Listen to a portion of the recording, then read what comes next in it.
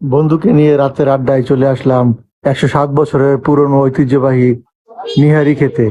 এখানে নিহারি তন্দুরি রুটির সাথে নান এবং হালিম পাওয়া যায়, যা 107 বছরের ঐতিহ্য ধরে রেখেছে। ওনার মুখ থেকেই শুনুন 107 বছরের ঐতিহ্যের ধারাবাহিকতার গল্প।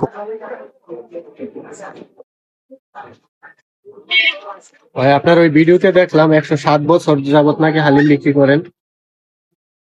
মানে আমাদের হোটেল বিজনেস 107 বছর। 107 বছরে মানে হালিম নিহারি বুঝবে না, মানে হোটেল বিজনেস মাংস পদার্থ পাক করে। আমার দাদা 1917 সাল থেকে শেয়ারশোর বাজারও 1946 সাল পর্যন্ত করছে।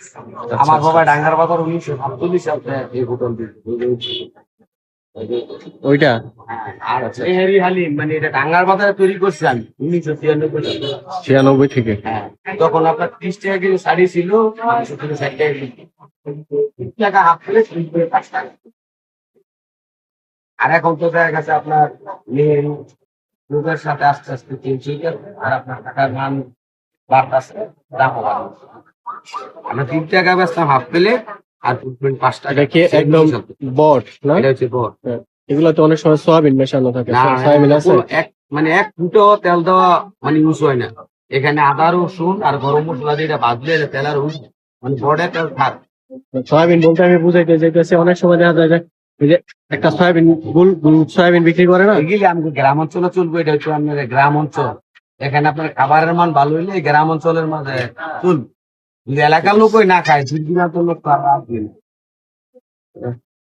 ওনার কথাগুলো ভালোই লাগলো। ওনার কোনো খারাপ উদ্দেশ্য নেই এবং খাবার যথেষ্ট ভালো দেওয়ার চেষ্টা করে। তো এখানে কয়েকটা আইটেমের নিহারি পাওয়া যায়। এই নলিগুলা আলাদা আলাদা দামে বিক্রি করা হয়। তো আমরা টেস্ট করেছিলাম, এর মধ্যে যে আমরা যেরকম অনুভব করেছি তা হচ্ছে এই মাংসগুলা সম্ভবত ফ্রিজে রাখা, অনেক দিন যাবত ফ্রিজে রাখা থাকে।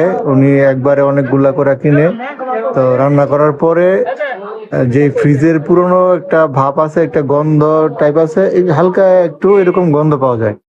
যদিও গন্ধটা যদিও সব সময় পাওয়া যায় না, কিছু কিছু ক্ষেত্রে এটা হয়। তো তারপরেও এটার টেস্ট খুবই ভালো, অসাধারণ একটা টেস্ট। উনি কি মশলা ইউজ করে, সিক্রেট মশলা, তো ওই মশলা দিয়ে রান্না করে। এটা খেতে আসলেই অসাধারণ। তো যারা একবার টেস্ট করতে চান তারা চলে আসবেন 5 মোড়, ডাঙ্গা বাজার।